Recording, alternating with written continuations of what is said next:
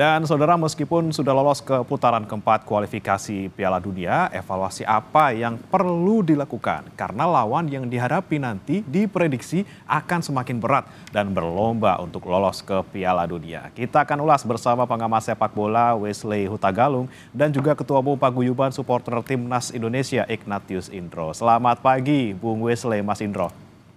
Selamat pagi. Ya, tentunya ini hadiah indah ya di Hari Raya Idul Adha. Semalam kita menang melawan Tiongkok dan kita otomatis lolos ke putaran keempat. Tapi kita jangan lengah dulu karena kan kita masih ada pertandingan lawan Jepang nanti di tanggal 10. Dan tentunya nanti di putaran 4 ada lawan-lawan yang tidak bisa kita anggap remeh. Saya mau ke Mas Indro dulu. Kalau Mas Indro melihat penampilan dari timnas kemarin, seperti apa Mas? Kira-kira puas nggak dengan penampilan kemarin?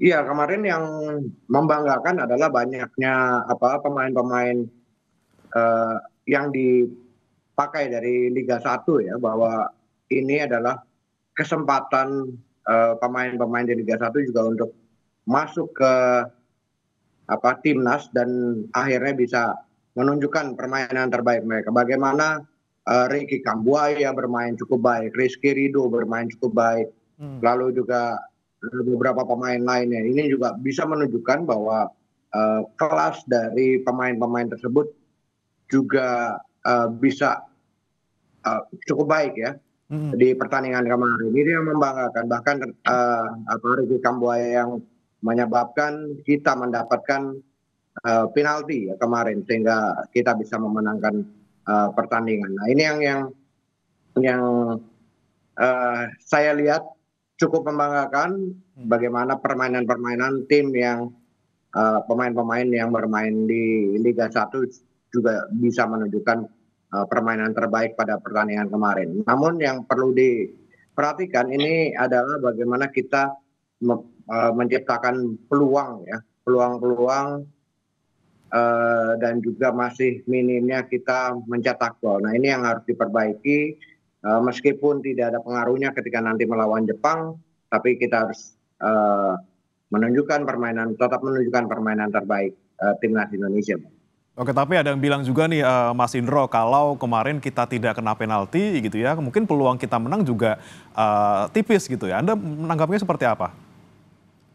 Iya, walaupun kemarin misalnya hasilnya seri pun, ini kan kita sudah memastikan lolos ya.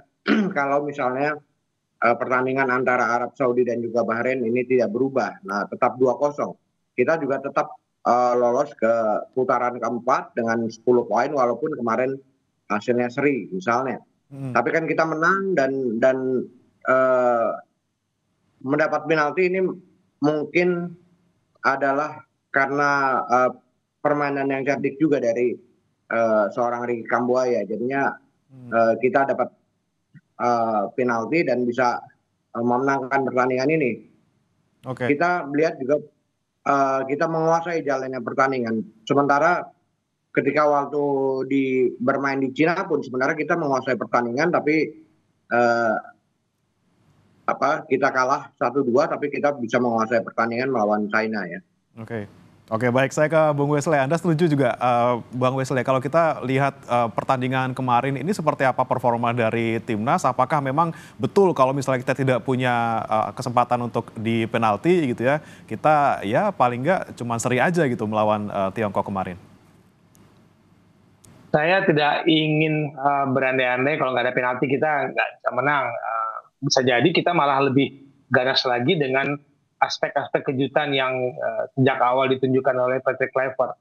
Tapi saya setuju dengan sudut pandang dari Mas Indro untuk menyoroti performa teman-teman kita yang bermain di liga lokal. Ada 4 ya Mas Indro, Yakub Sayuri, Egy Maulana, Rizky Ridho, dan Ricky Kambuaya. Bahwa kemudian fondasi tim ini bukan melulu dari teman-teman saudara-saudara kita naturalisasi dan kita bisa membuktikan selama kesempatan itu ada, selama Patrick Kluivert dan timnya mau melihat Liga Indonesia dan mencari pemain yang cocok dengan gameplaynya dia, ada peluang kita membangun tim yang mengejutkan lawan. Karena aspek kejutan ini adalah salah satu kunci kita, karena orang mulai baca gaya bermain kita di 2 pertandingan lawan Australia dan lawan Bahrain. Oke, lawan Australia kita mengejutkan 15 menit mungkin, tapi kita kalah telak. Lalu Bahrain kita bisa menang 1-0, tapi dengan cara bermain yang berbeda dengan yang diperlihatkan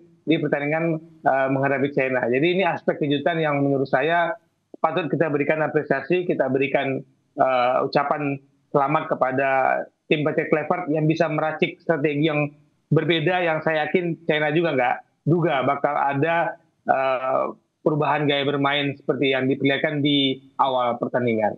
Ya, Bu Wesley, tapi kalau Anda melihat pertandingan kemarin ini sebenarnya ada nggak sih peluang-peluang yang sebenarnya bisa dimanfaatkan maksimal oleh timnas, tapi kemudian kemarin ya hasilnya ya memang kita 1-0, tapi sebenarnya harus bisa lebih maksimal lagi. Di sebelah mana, Bung Wesley, Anda melihatnya?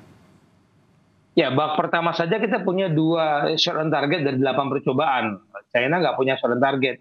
Dan kita bisa sebenarnya dekat tiktak antara Ole, Egy, Yacob Sayuri. Kan kemarin terlihat tuh, chemistry-nya saling pengertiannya muncul. Tinggal finishing penyelesaian, iya kata Mas Hendro, benar kita tinggal penyelesaian. Tapi kita main sudah dekat ke gawang, sudah dekat ke gawang.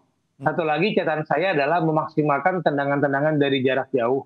Ini menjadi sebuah solusi ketika pertahanan Cina kemarin kan rapat sekali, susah sekali kita bendung. Bagaimana Tom Haya juga kesulitan membangun serangan sehingga akhirnya tiktak antara Egy, Romeni dan Kambuaya, Yacob Sayuri, Kevin Verdonk ini yang membongkar pertahanan lawan dari kedua sisi, meskipun banyak penyerangnya dari sisi kiri pertahanan China. Oke, tapi kita juga lihat statistiknya juga nih untuk pertandingan kemarin. Saya ke Mas Indro dulu. Ini kan dari Timnas Indonesia disebutkan untuk penguasaan bolanya di 47,9, kemudian Tiongkok di 52,1. Walaupun Indonesia sebenarnya unggul di jumlah tembakan ya, 13 tembakan, on targetnya 3. Tiongkok tembakannya 5, on targetnya hanya 1. Ini kita sebenarnya bisa memaksimalkannya di mana nih, Mas? Iya, sebenarnya kan ini posisinya adalah China kemarin saat pertandingan kemarin itu posisinya harus menang. Sehingga mereka tentunya berusaha menguasai pertandingan sebanyak-banyaknya dan juga menciptakan peluang sebanyak-banyaknya. Jadinya wajar sekali kalau misalnya secara statistik ini ball positionnya dimenangkan oleh China. Dan juga kalau dilihat dari posisi kemarin, meskipun ball position lebih banyak, tapi kan ini lebih banyak di kawasan pertandingan China sendiri ya. Tapi mereka tentunya berusaha karena mereka harus menang saat pertandingan kemarin untuk menjaga asa mereka ya ke fase selanjutnya. Dan ternyata mereka kalah dan akhirnya Indonesia yang bisa ke fase keempat ya. Oke, kita sekali lagi apresiasi kemenangan Indonesia, akhirnya buka puasa dari kemenangan melawan Tiongkok ya, karena kita sudah lama tidak menang melawan Tiongkok. Tapi Bung Wesley, saya mau lihat ke depan nih, saya mau tanya ke Anda terkait dengan yang paling dekat di tanggal 10 Juni nanti kita melawan Jepang. Walaupun tidak ngaruh untuk masuk atau tidaknya kita di putaran keempat, tapi ini kan pertandingan ini lumayan bisa menjadi kesempatan untuk timnas. Perlu nggak sih timnas Indonesia untuk ngoyo di pertandingan melawan Jepang untuk nyuri poin gitu? Harus ada keinginan bermain untuk menang, Mas. Jadi jangan pernah bermain untuk imbang, bermain untuk kalah apalagi. Selalu bermain untuk menang, dan ini proses pembelajaran. Bagi saya menghadapi Jepang itu sebuah ujian yang sangat baik untuk menguji kemampuan kita menguasai lapangan, karena Jepang sangat pintar sekali menguasai permainan, dan mereka tidak perlu bermain terburu-buru. Jepang, mereka main baik sekali dalam build up serangan, dan tiba-tiba bola sudah ada saja di mulut gawang lawan. Dan ini yang harus kita pelajari, karena nanti di fase keempat lawan-lawan kita itu memang Jazirah Arab ya, banyak kan dari Timur Tengah. Tapi kita harus bisa belajar bagaimana bermain menghadapi Jepang, siapa-siapa saja nanti yang dipercaya untuk tampil dari awal dan memetik pelajaran. Saya katakan memetik pelajaran karena Jepang memang tidak butuh kemenangan, tapi kita butuh pelajaran dari Jepang untuk bisa bermain lebih baik lagi nanti di putaran berikut. Dan semoga nanti kita menang lewat lawan Jepang, kemudian nanti ketika Australia lawan Arabnya kalah, kita bisa naik ke peringkat 3. Ini ada keuntungannya mungkin, Bung Wesley? Ya, dari segi undian ya, kita kan kita berharap memang undian 3-4 itu tidak terlalu memberatkan kita. Tapi dari sisi kepercayaan bagi saya, Mas, bahwa kepercayaan kita bisa mengalahkan Jepang itu bisa meningkatkan adrenalin, juga meningkatkan kepercayaan diri, dan lawan juga mulai memperhitungkan kita sebagai salah satu kontender yang layak dan pantas bermain di Piala Dunia. Oke, baik. Kita langsung menuju ke depannya lagi nih ya untuk putaran keempat. Saya masih ke Bung Wesley lagi. Kalau kita lihat ini putaran keempat kan kita bakal menghadapi saingannya kayaknya dari Timur Tengah semua nih, Bung Wesley. Anda melihatnya kira-kira yang paling berat siapa? Kemudian yang kira-kira yang paling menguntungkan kita lawan siapa sih? Uni Emirat Arab, Qatar di grup A itu saya menghindari sekali kalau bisa yang ketemu Qatar dulu deh. Qatar ini lagi, ya mereka lagi membangun sepak bolanya dengan segala cara. Nah di grup B itu ada Yordania, Irak, Oman, itu mungkin bagi saya jangan ketemu Irak deh. Agak-agak gaya bermain mereka agak cocok sama kita. Jadi saya lebih pilih lawan Oman atau Uni Emirat Arab. Oke, Mas Indro juga melihatnya kira-kira lebih pengennya ngelawannya UEA sama Oman aja nih, apa gimana? Iya, sepakat dengan Bung Wesley. Kalau yang terberat tentunya adalah Irak dan juga Qatar ya, karena memang mereka pertama Qatar sudah beberapa kali jadi pihak tuan rumah Piala Dunia dan juga piala-piala lainnya. Nah ini kan mereka tentunya mempersiapkan pemainnya yang dengan cukup baik ya. Sementara Irak juga memiliki pemain-pemain yang akan menyulitkan, tentunya bisa menyulitkan kita kalau kita misalnya bertemu dengan Irak. Lalu ya lebih baik ketemu Oman ataupun Uni Emirat Arab gitu. Ini kita berharap sih lebih ke situ tuh. Oke. Tentunya kita harapkan juga siapapun lawannya kan sudah pasti di Timur Tengah, dan mungkin PSSI juga langkahnya cukup tepat ya Pak ya untuk gelar uji coba ngelawan Lebanon dan Kuwait ini supaya bisa siap untuk menghadapi siapapun ya. Mungkin Bung Wesley. Sepertinya memang sudah diprediksi tuh. Kita ngarahnya kan ke putaran putaran keempat, dan lawan persiapan kita emang dianggap yang bisa memberikan ujian karakter dari sepak bola dari kawasan sana. Oke, Bung Wesley, tapi kalau kita melihat nanti ketika di putaran keempat, Anda melihatnya susunan pemainnya seperti apa? Kira-kira siapa yang masih bisa kita andalkan nih untuk bisa kasih performa yang maksimal di putaran 4 nanti? Ya, pertanyaan menarik bagi saya, dan saya sih berharap tim ini jangan terlalu banyak berganti, karena rencananya kan bisik-bisiknya Mas Indro akan ada tambahan lagi kan, 2 pemain naturalisasi. Jadi setiap pertandingan ada pemain baru. Setiap pertandingan ada pemain baru yang butuh chemistry, butuh adaptasi. Melawan China, kita punya banyak waktu untuk persiapan. Tapi nanti ketika kompetisi sudah mulai di semua negara, tidak ada waktu lagi untuk membangun chemistry, dan itu menjadi ujian besar bagi PT Clever untuk kalau dia punya pemain baru lagi, untuk mencari chemistry yang tepat. Karena saya jujur, saya terkejut melihat chemistry antara Egy, Ole, Yaakob Sauri dan Ricky Kambuaya. Bayangkan ada Marcelino nanti, ada Ragnar nanti. Nah itu siapa yang akan tersingkir di putaran keempat nanti? Memang mengejutkan bagi saya. Kalau ada tambahan 2 pemain lagi di lini depan, ya ujung-ujungnya memang persaingannya semakin ketat. Semoga kompetisi internal itu bisa meningkatkan kualitas permainan tim nasional. Semoga di situ jawabannya nanti. Oke, itu di pemain depan. Kalau di belakang gimana nih kalau Anda melihatnya, Emil atau Martin Pas kira-kira?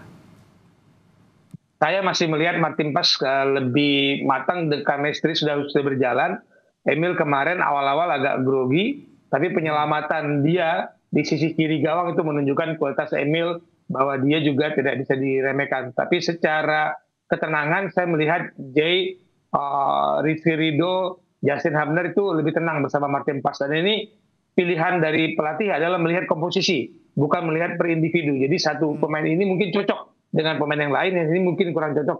Jadi itu dia melihat komposisi di pertahanan, karena secara individu sama bagusnya, tapi siapa yang lebih cocok, siapa yang lebih bisa berkoordinasi dengan 3 benteng tangguh kita. Oke, yang paling penting chemistry antar pemain ya, bukan kualitas masing-masing ya. Saya ke Mas Indro. Mas Indro ini kan paling dekat tanggal 10 kita lawan Jepang, tapi di lawan gitu ya, di Jepangnya sendiri. Nah, kira-kira dari paguyuban supporter ada komunikasi nggak dengan paguyuban di Jepang kira-kira untuk sama-sama kita dukung timnas di sana? Ya, kalau komunikasi dengan pihak Jepang tentunya kita tidak ada ya. Tapi kita Hmm. yang pasti kita mempersiapkan teman-teman yang ingin berangkat ke sana untuk mendukung timnas kita gitu ya. Tapi yang kita harapkan bahwa eh, betul seperti yang katakan Bung Wesley bahwa pertandingan ini adalah pertandingan untuk bagaimana kita meningkatkan performa kita ya, bagaimana juga kita eh, bermain di kandang Jepang yang memang ini eh, negara kuat ya di sana. Karena di fase keempat tentunya hanya juara grup yang langsung lolos ke Piala Dunia, sementara ada playoff lagi untuk dimasuk ke fase kelima gitu. Nah ini tentunya akan menyulitkan kita juga. Dan yang menyulitkan juga bahwa kemungkinan pertandingan di fase keempat ini adalah pertandingan di negara netral ya, Hmm.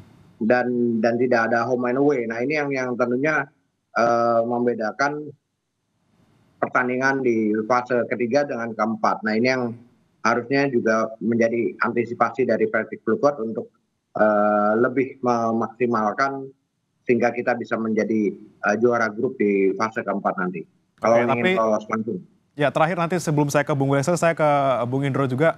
Singkat saja Bung Indro. Kalau misalnya tadi Anda bilang bahwa putaran keempat ini memang tidak akan ada lagi home and away, tapi sudah ditentukan tempatnya, kemungkinan akan di Timur Tengah gitu ya. Anda punya masukan khusus untuk timnas kita supaya kita lebih siap menghadapi putaran keempat nanti? Iya, kalau saya pikir pemain-pemain timnas kita sudah siap gitu ya dengan apapun resikonya ketika bermain eh, di Arab Saudi ataupun di tempat di kawasan Timur Tengah ya. Nah ini yang tentunya kita juga masih banyak supporter yang bisa mendukung di sana, banyak juga TKI-TKI kita yang tentunya akan mendukung perjuangan timnas di sana. Ini akan bergerak juga menjadi supporter ya, dan juga supporter yang dari Indonesia tentunya akan juga ke sana gitu ya, mendukung perjuangan dari timnas gitu. Ya, itulah yang bisa kita lakukan, supporter dari Indonesia yang ada di negara-negara Timur Tengah untuk bisa datang dan meramaikan, memberikan dukungan langsung kepada timnas. Saya terakhir ke Bung Wesley, terkait dengan tadi Anda susunan pemain sepertinya tidak harus banyak diacak-acak, kemudian juga yang penting bukan individunya tapi itu tadi komposisinya. Nah, Anda melihat apa lagi nih, Bung Wesley, yang bisa dicermati dan juga bisa dievaluasi supaya nanti ke depannya baik nanti melawan Jepang yang paling dekat maupun nanti putaran keempat agar kita bisa raih hasil maksimal dan lolos ke Piala Dunia? Pertandingan itu Oktober, Mas, dan Liga sudah berjalan. Bagi saya mengganti terlalu banyak pemain juga berisiko, tapi bisa jadi tim pelatih bisa memantau pemain-pemain yang mungkin akan cocok karakternya untuk bermain melawan tim-tim dari Timur Tengah. Jadi teruslah mencari komposisi yang ideal. Bukan berarti sekarang adalah yang terbaik dan tidak ada pemain di luar sana yang tidak bisa membela timnas. Karena seorang pelatih itu memilih pemain itu pasti sesuai dengan game plan lawan yang akan dihadapi. Bukan karena mutlak dia adalah pemain naturalisasi atau pemain terbaik, tapi dia nyari komposisi yang terbaik. Ini yang saya bolehkan. Jadi kita masih punya waktu untuk tim pelatih untuk mencari pemain, karena kita berharap memang undian tidak bertemu kita dengan tim-tim yang menyulitkan, tapi siapapun pasti harus kita hadapi, dan ujian chemistry yang tadi kita sebut-sebut itu sudah diperlihatkan oleh tim Celtic Bluebird. Pemain yang dicoret pun tetap bergabung dengan di tim, tidak dipulangkan. Jadi ini bagi saya sebuah keputusan yang baik. Tinggal dia nyari lagi siapa pemain yang ada di luar sana yang cocok untuk menghadapi lawan-lawan nanti di putaran keempat.